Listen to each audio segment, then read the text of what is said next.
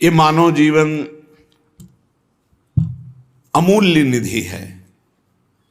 जो भजा लो, पाप कमा लो, पुण्य कमा लो, या पाप पुण्य को नष्ट के भगवत प्राप्ति कर लो। मनुष्य जीवन अमूल्य है, पर व्यर्थ बीता जा रहा है। जो नाम जप रहित समय गया, भगवत चिंतन रहित गया। हमें कितनी शीतलता और विश्वास है धन पर। ये क्या परम पद प्रदान कर देगा, ये क्या सुख प्रदान कर देगा। बैंक में रखे हमारे हृदय में क्या ये सुख प्रदान करेगा। कैसी मूढ़ता है, अभी प्राण निकल जाए सब गया। और राधा राधा परम धन आपके साथ जाएगा। बस चिंतन करता हुआ ये सुख भोग लिया, ये सुख भोगूंगा, ये एकत्रित कर लिया, अब ये खरीद लूंगा, ये कर लूंगा, वो कर लूंगा। इतने में मौत, मृत्यु दबोच लेती है, सारी कामनाओं को ध्वंस करके जीवन लीला ही समाप्त कर देती है। जब तक मृत्यु तुम्हें दबोच ना ले तब तक कुछ कर सकते हो। भजन कर लो, नाम जप करते हुए अपने कर्तव्य कर्म का पालन करो।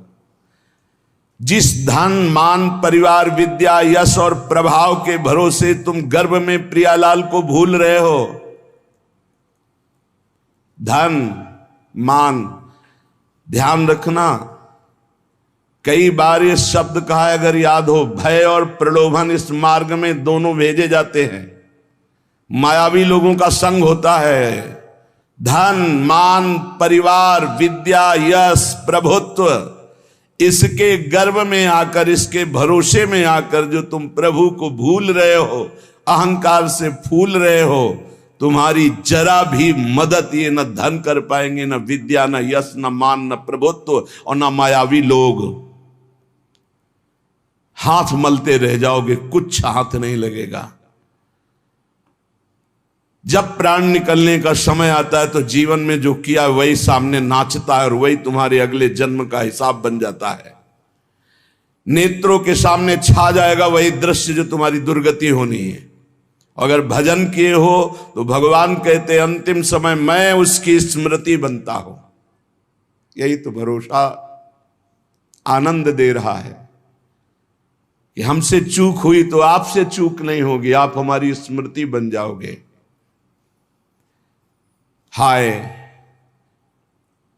इतना सुंदर अवसर और इतनी मलिन आश्रय वृत्ति, धन विद्या रूप महत्व कुल परिवार व्यवहार, ये तुम्हारे किसी काम में नहीं आएंगे। अभी बात मान लो, किसी काम में नहीं आएंगे।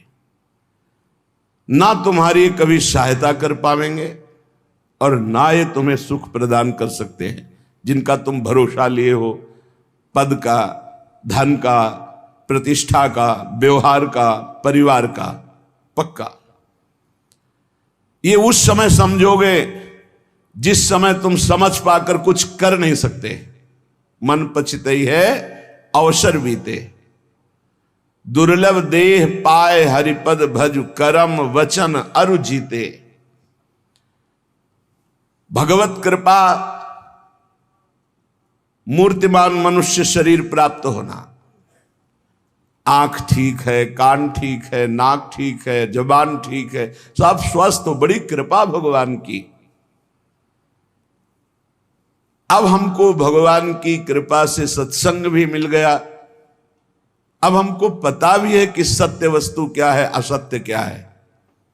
वैसे सत्य वस्तु वो क्या है और असत्य क्या है तो गांव गली में भी लोग जानते हैं। जब किसी का शरीर छूटता है ना, माथे पे या कांधे पे 100 रखे होते हैं। गांव से दूर यात्रा में 2 आदमी माथे पे रखते हैं, एक आगे एक पीछे। नजदीक यात्रा में 4 आदमी कांधे पे ले लेते हैं और उस समय गान करते हैं, राम नाम सत्य है। पता है उनको सत्य क्या है, पर गीत केवल गाते हैं, चित्त में नहीं एक बार भी उनके कि हम क्या बोल रहे हैं। अंतिम जीवन लीला का अंतिम फल राम नाम सत्य है। तो अब जीवन भर लग जाओ हर कार्य करते हुए जबान से भगवान का नाम रटना, क्योंकि आज से तुम्हें पता चला कि जिस शरीर को ये बहुत अपना मान रहा था आज उसे फूंका जाएगा, वो नष्ट हो जाएगा। सत्य है तो भगवान का नाम, लेकिन वो केवल गाने में आता है। वो गीत केवल अंतिम समय, शरीर छूटने के समय कि चलो सत्य वस्तु का ज्ञान करा दे कि राम नाम सत्य है, भगवान नाम सत्य है। दुर्लभ देह पाए हरिपद भज, करम बचन और जीते, मन पछतई है अवसर बीते। अब पछताए का बने जब चिड़िया चुन गई खेत। काल रूपी चिड़िया जीवन रूपी खेत के श्वास रूपी दाने चुन गई, अब क्या बचा। इसलिए सावधान हो जाओ, अपने मनुष्य शरीर को संभालो। तुम्हारा मनुष्यपना इसी बात में है कि इसी जन्म में तुम ब्रह्मबोध या भगवत प्राप्ति कर लो। अनंत जन्मों के भटकन को मिटा दो, नहीं भटकते ही रहोगे, कोई रास्ता नहीं है आगे।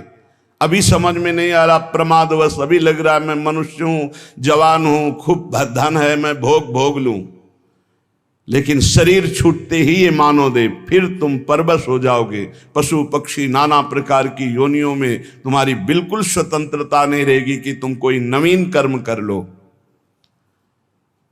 भगवान की जब अहेतुकी कृपा होती है तब संत मिलते हैं। जिसके जीवन में संत का प्रवेश हुआ, समझो हमारे ऊपर अहेतुकी कृपा श्री हरि की है। अब मोहि भा भरोस हनुमंता, बिनु हरि कृपा मिले नहीं संता। तो जब संत मिले तो उनकी आज्ञा पालन करो, उनके बतलाए रास्ते पर विचार करने की जरूरत नहीं है। संसार के दोस्त मित्र मायावी व्यवहारी, इनसे बात करने पर इनकी बात पर विचार करो। बिना विचारे जे करें ते पाछे पछताएं, काम बिगाड़ो आपनो जग में हो हंसाए। पर जब संत सदगुरु बात करें तत्काल उनकी आज्ञा के पालन में तत्पर हो जाओ। बिना ही विचार करी शुभ जानी, वहां विचार की गुंजाइश नहीं है। याद रखो, मनमानी आचरण करोगे तो जीवन असफल हो जाएगा, और संत आज्ञा में रहोगे तो जीवन सफल हो जाएगा। तुम्हारे ऊपर भगवान की अहेतुकी कृपा की वर्षा हुई। मनुष्य शरीर, संत समागम, भजन पद्धति का तुम्हें ज्ञान हो रहा है। तुम्हारे सारे पाप संताप जल जाएंगे। तुम्हारा हृदय आनंद और शांति के सुख में डूबने लगेगा। तुम भगवत प्रेम की धारा में डूबकर परमानंद को प्राप्त करोगे। परंतु याद रहे, केवल नकल की हम बात नहीं कह रहे, हम असल बात कर रहे हैं। आज लोग केवल बाहरी बातों पर ध्यान देते हैं, आंतरिक वृत्ति पर नहीं ध्यान देते। आप जितना फैलाओगे आपका चिंतन फैलता समा जाएगा। समिटे सो आशिक, फैले सो जमाना। बात मान लो, समिट जाओ। जितना समिट जाओगे उतना जीवन मुक्त होते चले जाओगे। जितना फैलते चले जाओगे उतना फंसते चले जाओगे। तुम्हें नहीं दिखाई दे रहा, तुम्हें लाभ दिखाई दे रहा है, हमें हानि दिखाई दे रही। अपने माने हुए लाभ का त्याग करके संत और गुरुजनों की मानी हुई वृत्ति पर हमें अपनी वृत्ति बैठालनी है। जो लोग संतों के प्रति आकर्षित होते हैं, आकर्षण, एक माया का आकर्षण, एक स्त्री पुरुष का आकर्षण, एक खान पान का आकर्षण, एक नाना प्रकार के पद प्रतिष्ठा का आकर्षण, पर जो संतों पर आकर्षित करते हैं वो भगवान के बड़े कृपा पात्र जन होते हैं, जो संतों से आकर्षित है। जैसे संसार में किए हुए आकर्षण आसक्ति दुर्गति का कारण है, पर वही आकर्षण आसक्ति यदि संत महापुरुषों से हो जाए तो मोक्ष का खुला हुआ द्वार भगवान कपिल देव जी कहते हैं। संतों के संग से अपनी मान प्रतिष्ठा, पूजा, बाहरी संबंध, संतों के प्रभाव से आई हुई भोग सामग्री, इसके भोग करने में न लग जाए। बड़ा सूक्ष्म विषय है, इसीलिए कह रहे हैं सावधान। संत आकर्षण हुआ, बड़ी कृपा हुई भगवान की। तो संतों के पास जब भजन वो करते हैं तो मान प्रतिष्ठा मिलती है, रुपया पैसा मिलता है, भोग सामग्री मिलती। ये गुरु कृपा नहीं है, ये तो जीवन अर्पित किए हैं, तो इन किन प्रकार जैसे रखें वैसे जीवन जी रहे हैं। हमारी गुरु की आंतरिक संपत्ति पर नजर होनी चाहिए। आंतरिक संपत्ति है प्रियालाल, सतत प्रियालाल का चिंतन, बहुत मस्त जीवन हो जाएगा। अगर बाहरी बातों को आप पकड़ोगे, मान पूजा प्रतिष्ठा नमस्कार रुपया पैसा, तो मोहग्रस्त हो जाओगे, अज्ञानग्रस्त हो जाओगे। क्या बिना भजन किए विभूतियां प्रकाशित हो जाएंगी क्या तुम्हारे अंदर, वैभव भगवान का? अरे जो संतों के बाहरी वैभव का भोग करने की चेष्टा करते हैं वो स्वयं डूबते हैं और अपने संग में दूसरों को भी डुबो देते हैं। आप गए और घालें जे को सत मार्ग प्रतिपालें। बड़ा सूक्ष्म विषय चल रहा है। उपासक को चाहिए मात्र केवल उनके उपदेश और उनकी आंतरिक संपत्ति पर नजर रखे। जीवन अर्पित है, अब जैसे आप रखो वो आपकी मर्जी। हमारा जीवन में कभी झगड़ा नहीं होगा, क्योंकि हमको जो गुरु ने संपत्ति दी वो बंटवारे वाली है ही नहीं। न चोर चुरा सकते हैं और न कोई गुरु भाई बंटवारा कर सकता है। अमोघ संपत्ति है और गुरु की बाहरी संपत्ति पर नजर ही नहीं होनी चाहिए। नहीं, आंतरिक दो जगह नजर नहीं कर पाओगे। बाहरी संपत्ति पे नजर तो गुरु की आंतरिक संपत्ति पर नजर नहीं, आंतरिक संपत्ति पर नजर तो बाहरी है। ऐसे ब्रह्मादिक के भोग सब विषम लागत ताई, नारायण ब्रजचंद की लगन लगी ही जाए। कुछ लोग तो अनेक जन्मों में भ्रमण करते हुए ध्येय की प्राप्ति के लिए हमें भगवान ने मानव जन्म दिया। हमें अपनी इंद्रियों को संयम में रख करके सत्संग, स्वाध्याय, सेवा, सुमिरन, इसमें डूबना है। इसमें श्री भगवान स्वयं कह रहे हैं सबरी जी से, प्रथम भगति संतन करी संगा, दूसरी रति मम कथा प्रसंगा। सबसे पहली भक्ति है भगवान के प्रेमी भक्तों का संग। दूसरी भक्ति उनके मुख से निकली हुई भगवत चर्चा। भगवान श्री रामचंद्र जी महाराज कह रहे हैं संतों का सेवन करो। संत शब्द नहीं कहा, संतन, बहुत से संतों का। संत और संतन बहुवचन प्रयोग किया। जहां भी भगवान की चर्चा करने वाले प्रेमी भागवत जन मिले, उनकी एक एक बात गौर से सुनो, अपने जीवन में धारण को, लेकिन भगवान से युक्त। भगवान ने जाति पक्ष को नहीं कहा, कुल पक्ष को नहीं कहा, विद्या पक्ष को नहीं कहा। जाति पाति कुल कर्म धर्म बड़ाई ये सब भगवान कहते। मुझे एक बार एक कारे नाम के मुसलमान भक्त थे, उनको स्वप्न में भगवान श्री कृष्ण ने एकदम, तो सब भूल गए और बस भगवान श्री कृष्ण के आशिक हो गए। उनको भक्तजन कारे ही कहने लगे, श्याम सुंदर के नाते से कारे ही। वो बड़े महान, हर समय केवल कृष्ण कृष्ण कृष्ण और उसमें डूबे रहते हैं। एक समय भ्रमण करते हुए वो जब नीलांचल पहुंचे तो जगन्नाथ जी के दर्शन के लिए बड़ा प्रेम उमड़ा। जब वहां दर्शन के लिए गए तो मंदिर में परिचय पूछा गया, क्योंकि उनकी वेशभूषा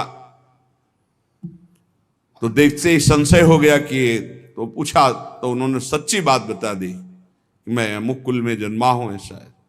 उनको धक्का मार के बाहर कर दिया गया। तो जगन्नाथ जी के मेन प्रधान द्वार से ही उनको, जो सेवक जन थे उनको ऐसा मान करके द्वार से ही उनको हटा दिया गया। और वो बहुत अंदर ही अंदर लड़े, हम तो जानते भी नहीं थे आपको, आपने ही आकर स्वप्न में परिचय दिया, मेरे चित्त को चुराया, अपना दास बनाया और आपने उत्साह पैदा किया कि चलो मेरे दर्शन करने, तो नीलांचल दर्शन कर। फिर ऐसा क्यों धक्का दिलवा दिया? द्वार पर से हटा दिया तो वो कवि प्रकृति के थे, एकांत में जाकर के बैठ गए और कहने लगे, यदि तू जगत का नाथ तो हमारी भी सुध लीजिए। कह रहे, हे कारे, तूने करार किया, स्वप्न में आकर मेरे दिल को चुराया और बता दिया कि तू ही मेरा स्वामी है, और तू मुझे अलग मान करके धक्का दिलवा करके भगवा दिया। क्या यही प्रेम है? यदि तू जगत का मालिक है तो अब मुझसे रहा नहीं जा रहा है। आपने हमारे को अपने दरबार से भगवा दिया। यदि तू सर्वलोक महेश्वर है, सबका मालिक है, तो फिर अब देर मत कर। भक्ति हितकारी भगवान से नहीं रह गया, उन्होंने तुरंत भोग की थाल ली और समुद्र के किनारे बैठे हुए कार्य के पास गए। बहुत सुंदर जगन्नाथ जी हैं, तो प्रेम विकल रूप इनका है तो अनंत कामदेवों को मोहित करने वाले भगवान श्री कृष्ण ही, ये तो प्रेम विकल। पीछे से आवाज दे, कारे, पीछे मुड़ के देवी देखा, अपने हाथ से भगवान ने भोग पवाया। यहां कह रहे कि भगवान किसी जाति पक्ष को, कुल धर्म को, ये सब नहीं देखते, केवल प्रेम धर्म को देखते हैं। इसलिए किसी भी मत का कोई भी भक्त हो, कभी किसी भक्त का अपमान किसी जाति पक्ष या किसी धर्म पक्ष को लेकर नहीं करना चाहिए। जब कोई श्री भगवान के मार्ग में चलता है तो सिर्फ श्री भगवान का होता है, ये बात मानना चाहिए। हरि का भजे सो हरि का होए, जाति पाति पूछे नहीं कोई, ये भक्ति सिद्धांत की बात है। अहो वत्सु पचतो गरीयान यज्जिभ्यागे वर्तते नाम तुभ्यम। जब भगवान का कोई प्रसाद तुम्हें पवाने की बात करे तो कभी ये मत कहना कि अच्छा बना है। ये संतों के वचन हैं, बाबा रामदास जी महाराज करेंगे उनके वचन। जब तुम्हें कोई भगवत प्रसाद दे तो कभी मत कहना कि बहुत अच्छा बना है, क्योंकि अच्छापन तो ठाकुर जी ने पाया है, हम तो प्रसाद पा रहे हैं। कैसा? बहुत प्रसाद मंगलमय मृदु स्वादिष्ट, क्योंकि प्रियालाल ने पाया, अच्छा बना है नहीं। नमक कम है या नमक ज्यादा है या कैसा, इस तरह का व्यवहार करने से प्रसाद में अपराध बुद्धि हो जाएगी। अच्छा बना है ये ठाकुर जी जाने, भोग लग चुका है, सिर्फ प्रसाद है और अमृत है, उसकी हम प्रशंसा क्या करें जिसको श्री ठाकुर जी ने पाया है, और उसमें हम कमी क्या निकालें जिसको श्री ठाकुर जी ने पाया है। इसलिए कभी प्रसाद तुम्हारे सामने आवे तो उसमें ये थोड़ा दाल में नमक तो कम है, प्रसाद का प्रभाव नहीं आएगा। प्रसादे सर्व दुखा नाम हानिरस्योपजायते, जैसा है वैसे ही प्रसाद पावना चाहिए, और कभी अच्छी बुरी भावना नहीं करनी चाहिए, कभी पकवान अन्न फलहार की भावना नहीं। प्रसाद सिर्फ प्रसाद है। श्री स्वामी रामदास जी महाराज कह रहे हैं, स्वामी जी महाराज कह रहे, जौलों ठठरी शीश पर तो राम राम है सत्य, मानुष बैठे मसान में तो ज्ञान कथें अलबत, ज्ञान कथें अलबत रहेगा रहा न कोई। आपस में बैठते जब जाते हैं, बोले राम नाम सत्य, वहां बैठते हैं, भैया रो मत, यहां किसी को नहीं रहना, सबको जाना, बड़ा ज्ञान बघारते हैं। और नहाए धोए कर घर चले, ऐसे ज्ञान भवगत, जौलों ठठरी शीश पर तो राम राम है सत्य। ऐसा ज्ञान किस काम का?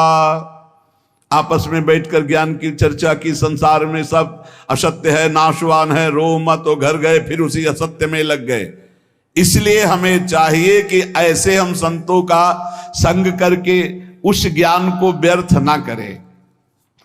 बड़ा सूक्ष्म स्वरूप महापुरुषों ने वर्णन किया। आप इतना वर्णन करते हैं कि सब संत कृपा से ही भगवत प्राप्ति होती, ज्ञान की प्राप्ति होती है, तो प्रयत्न फिर किस बात का? बहुत सुंदर महापुरुषों के सामने जो प्रश्न किए गए, संत भाव, कृपा भाव, इसी से भगवत प्राप्ति होती है। फिर प्रयत्न की क्या जरूरत है? यदि प्रयत्न की जरूरत है तो यह क्यों वर्णन किया जाता है कि भगवत प्राप्ति प्रयत्न से नहीं होती, कृपा से होती है? भगवत कृपा से होती तो सबको भगवत प्राप्ति हो जानी चाहिए, क्योंकि प्रयत्न से होती नहीं है। और प्रयत्न से होती तो फिर भगवत कृपा से होती है, ऐसा कैसे हो सकता है? संत कृपा से होती है, भगवत कृपा से होती है, यही शब्द सुनते चले आ रहे हैं। हमारा प्रयास, हमारे प्रयत्न से भगवत प्राप्ति नहीं होती, ठीक है? तो सबको भगवत प्राप्ति हो जानी चाहिए, क्योंकि संत और भगवान की समान सब पर कृपा होती। फिर प्रयत्न की जरूरत क्या है? फिर यह क्यों कह दिया जाता है कि तुम अधिकारी नहीं हो? अधिकारी अनाधिकारी से क्या मतलब? कृपा तो सबके ऊपर बराबर है, और संत भगवान की कृपा में कोई भेद नहीं होता, इसलिए सबका कल्याण हो जाना चाहिए। तो क्यों नहीं होता? इसका उत्तर यह है कि भगवत प्राप्ति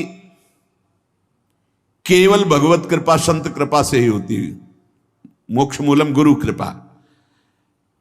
पर परमात्मा की कृपा, संत की कृपा सभी पर है, बिल्कुल सत्य समझो। पर तीव्र चाह आपको करनी होगी। तीव्र चाह में जो आपके अंदर व्याकुलता पूर्वक नाम जप है, नाम कीर्तन, ये उन्हीं की कृपा से हो रहा है। आपको चाह सत्संग सुन के करनी होगी, मुमुक्षुता आपको धारण करनी होगी। मुझे भगवत प्राप्ति करनी, ये निश्चय आपको करना होगा। भगवत कृपा, संत कृपा में बड़ी सामर्थ्य है, परंतु भगवत कृपा और संत कृपा को चाहते कितने लोग हैं? ईमानदारी से देख लो। परमात्मा की कृपा, संत की कृपा पर कितने लोग अपने जीवन को अर्पित किए हैं? संत की कृपा, भगवत कृपा पर।